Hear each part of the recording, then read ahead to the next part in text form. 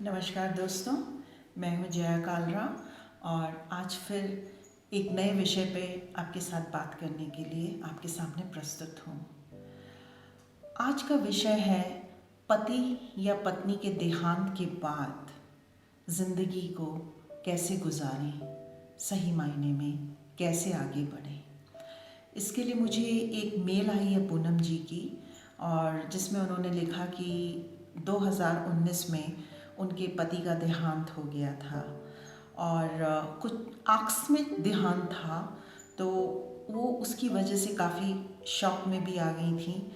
और उनकी एक बेटी है, शादीशुदा है और दूसरे शहर में रहती है। फाइनेंशियली उनको कोई प्रॉब्लम नहीं है, उनके पति उनके लिए काफ़ी कुछ छोड़ के गए हैं, लेकिन पति की अचानक मौत की वजह से वो काफ़ी दुखद अवस्था में रहीं और वो खुद भी कैंसर से पीड़ित रह चुकी हैं। और उस समय जब वो बीमार थी, उनके पति, उनकी पत्नी, दामाद और उनकी बेटी, उनके दामाद और उनकी दोस्त ने उनकी बहुत सेवा करी थी। अब वो स्वस्थ हैं, पर वो कहती हैं कि अकेलापन और उनकी यादों से कैसे आगे बढ़ूं। तो पूनम जी आज इस विषय पर बात करते हैं। तो ऐसा है कि ये आप ही की प्रॉब्लम नहीं है, इस विषय में ज़्यादा कोई चर्चा होती नहीं है, क्योंकि समाज में बस यही कहा जाता है कि चलो जो होना था हो गया, अब तुम आगे बढ़ो। तो इस विषय में कोई ज़्यादा चर्चा नहीं होती है, परिवार के लोग या फिर समाज ऐसे ही कहता है। तो आइए आज विषय पे बात करते हैं। अक्सर क्या होता है, हमारा पूरा ध्यान, स्त्रियों का पूरा ध्यान क्या होता है, अपने पति और बच्चों के चारों तरफ ही रहता है। बचपन से, छोटेपन से जो बच्चे होते हैं और बड़े होते हैं, तब तक आप एक माँ और पत्नी का ही फ़र्ज़ निभाती रहती हैं और आपको पता ही नहीं चलता, आप खुशी खुशी ये सारे काम करती हैं और आपको पता ही नहीं चलता कि समय कैसे बीत जाता है। धीरे धीरे आपके बच्चे बड़े हो जाते हैं और फिर वो शादी होके आपकी बेटी ससुराल चली जाती है और आपका जो बेटा है वो भी शादीशुदा हो जाता है, उसकी पत्नी आ जाती है उसका ध्यान रखने के लिए। अब क्या होता है, आपके पास बहुत सारा समय होता है और वो समय आप अपने पति के ऊपर लगाती हैं। आपका पूरा ध्यान अपने पति पे होता है। अब वो आपके सेंटर ऑफ अट्रैक्शन बन जाते हैं और अगर उनकी मृत्यु हो जाती है तो वो एक बहुत खालीपन आ जाता है ज़िंदगी में और बहुत ज़्यादा सताता है। और अचानक मृत्यु होने से कई बार हम संभल भी नहीं पाते हैं, हमें बहुत समय लग जाता है। खासकर अगर आप आदमियों में देखेंगे, वो जब रिटायर हो जाते हैं उसके बाद में उनके पास समय ही समय होता है और पत्नी के जाने के बाद उनको सबसे ज़्यादा दिक्कत होती है। क्यों? क्योंकि वो रिटायर हैं, कुछ करने को नहीं है और साथ में वो अपनी छोटी सी छोटी ज़रूरत के लिए अपने पत्नी पर निर्भर रहते हैं। तो उनके लिए पत्नी का जाना और भी ज़्यादा मुश्किल होता है।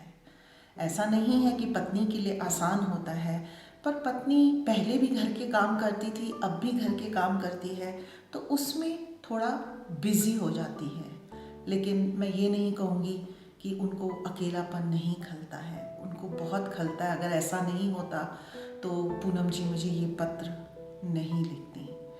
तो इसके लिए हमको क्या करना है कि सबसे पहले देखना है कि जब पति की या पत्नी की मृत्यु के बाद हमारे साथ क्या क्या होने लगता है। खासकर पति की मृत्यु के बाद धीरे धीरे हमारे जो दोस्त होते हैं, जो परिवार के साथ हमारे घर आते हैं, वो आना जाना धीरे धीरे कम करते करते छोड़ देते हैं, क्योंकि अब उनको समझ ही नहीं आता कि हम क्या बात करें, किसके साथ बैठें।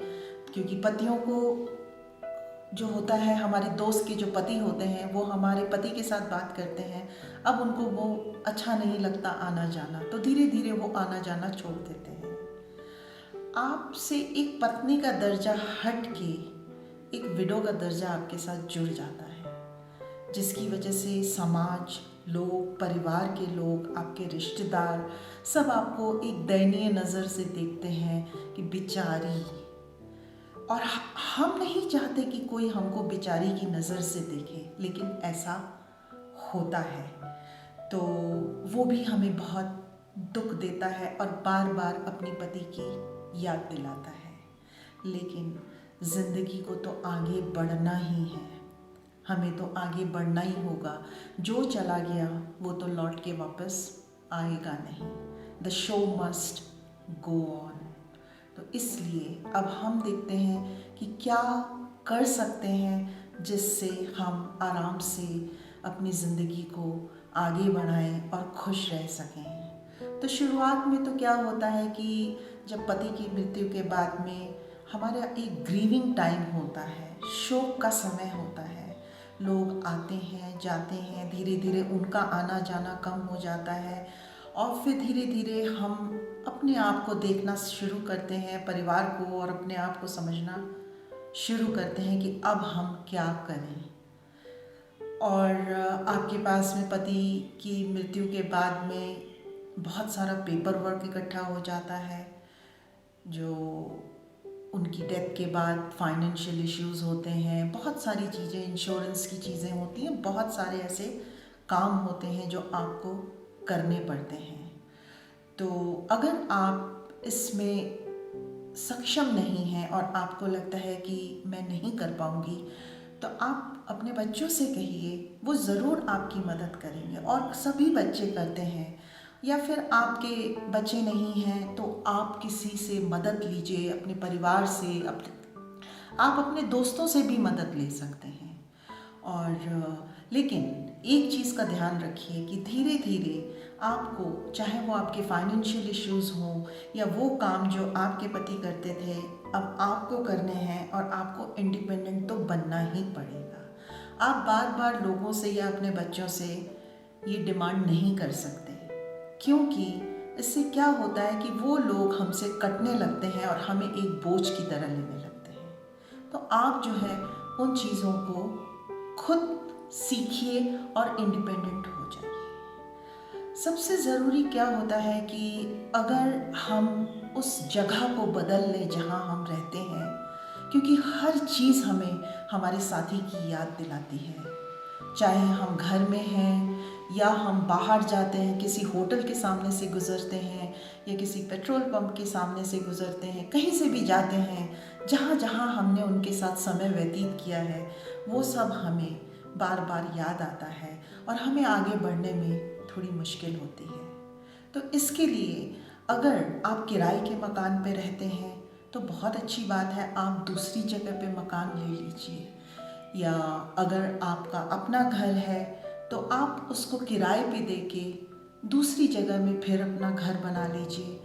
या फिर आप अपने बच्चों के साथ जा सकते हैं, या कई लोग पसंद करते हैं कि आश्रम में रहना, ओल्ड पीपल होम में रहना, क्योंकि वहाँ पे आजकल की व्यवस्था 5 स्टार होटल से तो कम नहीं है। जो चीज़ भी आपको चाहिए वहाँ सब कुछ मिलता है, डॉक्टर की फैसिलिटी से लेके हर चीज़, रिक्रिएशन वगैरह हर चीज़ वहाँ मौजूद होती है। तो आप वहाँ भी जा सकते हैं। इसका फैसला सिर्फ और सिर्फ आपको करना है, क्योंकि अगर बच्चे आपके इसके लिए फ़ैसला करते हैं या फिर आपके कोई दोस्त या रिश्तेदार फ़ैसला करते हैं और कहीं ना कहीं आप अंदर से खुश नहीं हैं, तो आपको ज़्यादा देर तक आप उसको निभा नहीं पाएंगे और रह नहीं पाएंगे।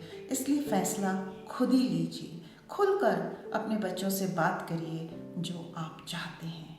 ये नहीं कि अब मैं उनके सहारे हूँ तो मुझे वही करना पड़ेगा जो मेरे बच्चे चाहते हैं।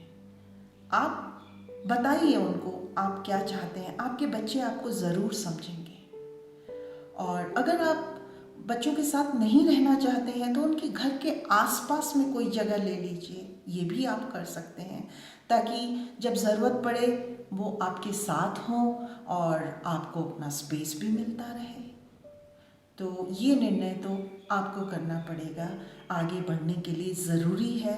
नहीं तो क्या होगा, वो जो जितनी भी मेमोरीज़ हैं या जो कुछ भी आपके साथी के साथ जुड़ा है, आपको आगे बढ़ने में थोड़ा परेशानी देगा। तो इसका फ़ैसला आप खुद करिए। अब समय है जो आपने ज़िंदगी भर नहीं किया। आपने दूसरों के लिए खाना बनाया, बच्चों के लिए, पति के लिए। अपनी पसंद से अपनी पसंद का खाना खाना सीखिए। अपने आप को पैम्पर करिए, अच्छे शॉपिंग करिए, अच्छे कपड़े पहनिए, खुश रहिए। कई लोग सोचते हैं खुश होने से वो एक गिल्ट, ग्लानि में चले जाते हैं।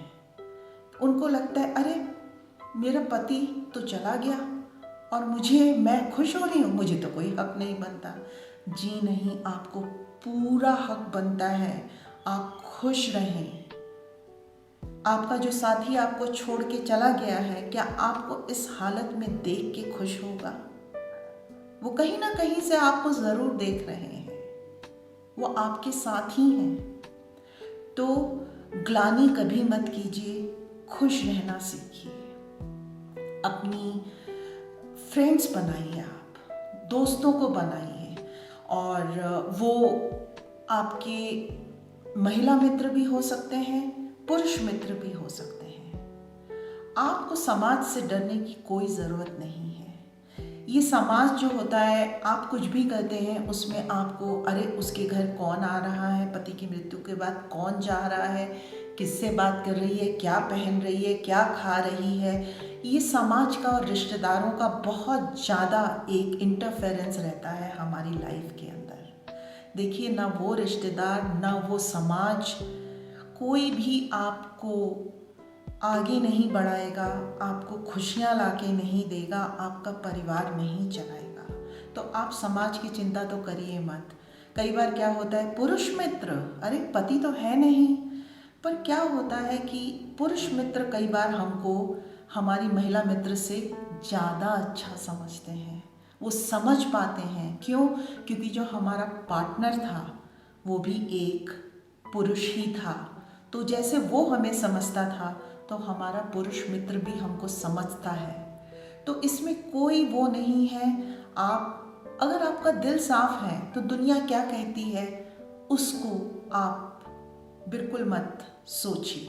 मैं आपको एक सच्ची घटना बताती हूँ कि मेरे पिताजी की देहांत हो गया। तो उनका जिस दिन चौथा था, उस दिन मेरी माताजी जो हैं वो चौथे से आने के बाद बहुत ज़ोर ज़ोर से रोने लग गई। तो हमने बोला क्या हुआ मम्मी? तो बोली कि देखो पापा चले गए और मेरे माथे की बिंदी भी ले गए। उनको बड़ी सी एक लाल बिंदी लगाने का बहुत ज़्यादा शौक़ था। यहाँ तक कि उनके माथे पे यहाँ पे एक वाइट सा स्पॉट आ गया था उस बिंदी की वजह से। और मेरे पापा को भी उनकी वो बिंदी बहुत पसंद थी। तो जब वो रोने लगी, तो जब उन्होंने ऐसा कहा, तो हमारे परिवार से, हमारे रिश्तेदारों में से ही कोई गया और एक काली बिंदी लाके उनके माथे पे लगा दी और कहा अब आप इसको लगाइए, आप बिंदी लगाइए पर इसको लगाइए।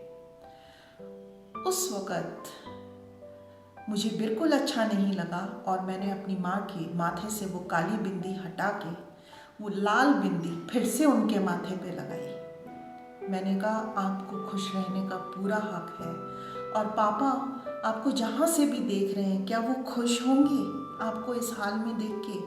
आज से आप उनकी खुशी के लिए, उनकी याद में ये बिंदी लगाइए।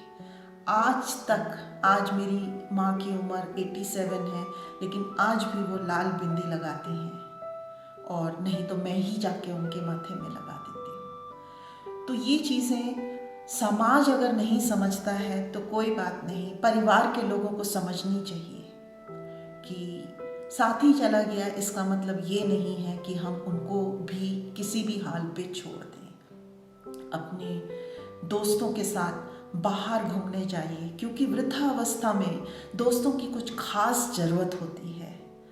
और दोस्त बनाइए, उनके साथ बाहर जाइए, खाने पे जाइए, और अगर वो बिल पे करते हैं आपके खाने का तो दूसरी बार आप भी ज़रूर करें। क्योंकि क्या है कि हर बार अगर वो बिल पे करेंगे तो धीरे धीरे वो आपसे कटना शुरू हो जाएंगे। तो दोस्ती को बरकरार रखने के लिए आपको ये करना ज़रूरी है। अगर वो आपको अपने घर पे बुलाते हैं खाने पे, तो आप भी उनको बुलाइए। तो ये ज़रूर कायम कीजिए। अगर आपको शौक़ है कुछ चीज़ों का काम करने का, अपनी हॉबीज़ जो आपकी मर चुकी हैं उनको फिर से ज़िंदा कीजिए। ये समय है, पहले आपको समय नहीं मिला ये सब करने का, तो अब आप उन शौक़ को पूरा कीजिए। और कुछ लोगों को काम करना बहुत अच्छा लगता है, कईयों की फाइनेंशियल सिचुएशन अच्छी नहीं होती है। पूनम जी, ये आपके लिए नहीं है क्योंकि आपके पास फाइनेंशियल सिचुएशन की कोई प्रॉब्लम नहीं है, पर कई लोगों को फाइनेंशियल बहुत प्रॉब्लम होती है पति के जाने के बाद। तो आप जॉब कर सकते हैं, ट्यूशन कर सकते हैं, आप कुछ क्राफ्ट का सामान बना के बेच सकते हैं, और इससे क्या होता है, एक सेंस ऑफ फुलफिलमेंट आती है, आपको अंदर से बहुत अच्छा लगता है, और साथ ही साथ आपकी ज़रूरतें भी पूरी होती हैं, आप अपने शौक़ पूरे कर सकते हैं। तो आप इन्हें भी करना सीखिए। छोटे बच्चों के साथ, उनके साथ घुलना मिलना सीखिए, उनके साथ समय बिताइए और खेलिए, आपको बहुत अच्छा लगेगा। क्योंकि छोटे बच्चे जो होते हैं ना, वो कभी भी जज नहीं करते, नॉन जजमेंटल होते हैं। आप उनके साथ समय बिताइए, बाहर जाइए अपने परिवार के साथ, अपने बच्चों के साथ, अपने दोस्तों के साथ टूर पे जाइए, हॉलीडेज़ पे जाइए, अपने आप को खुश रखिए। और एक बहुत ज़रूरी बात है, अपनी जो प्रॉब्लम है उसको सबके साथ बार बार शेयर मत करिए, क्योंकि क्या होता है कि आप अपने पुराने दर्द को बार बार लौटा के लाते हैं। तो उन चीज़ों को शेयर मत करिए। और साथ ही दुनिया में बहुत कम लोग होते हैं जो आपका दुख बांटने के लिए होते हैं, खुशी बांटने के लिए सब कोई होते हैं। तो जो समय है आपके पास में उसको अच्छे से बिताइए, प्रेजेंट में रहना सीखिए और खुश रहना सीखिए। आप देखेंगे ज़िंदगी जो है धीरे धीरे धीरे धीरे आप आदत बन जाएगी आपकी, कोशिश करते करते यह आपकी आदत बन जाएगी, और आप कब दूसरों के लिए एक इंस्पिरेशन बन जाएंगे। आप अपने बच्चों के ऊपर में या अपने परिवार के ऊपर में कोई बर्डन नहीं रहेंगे, वो भी आपको खुशी खुशी देख के खुश होंगे। तो आज बस इतना ही पूनम जी, मुझे लगता है कि मैंने कोशिश करी है कि मैं आपकी जो प्रॉब्लम्स हैं उसमें से कुछ हद तक मैंने उनको सॉल्व किया होगा आपके लिए, और आप उससे शायद फ़ायदा उठा सकें।